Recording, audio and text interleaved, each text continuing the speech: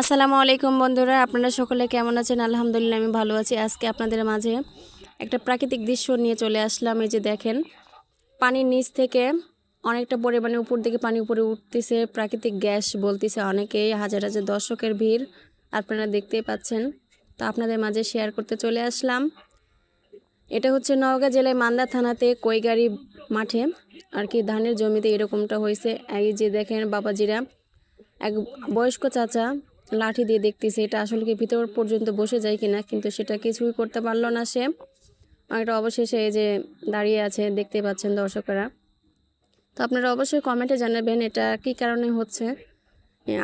এই যে একটা ভাইয়া এই যে দেখেন পানিতে নামতেছে, এটা দেখতেছে যে আসলে এটা কি হতে পারে, সেও কিছুই ভাবতে পারতেছে না।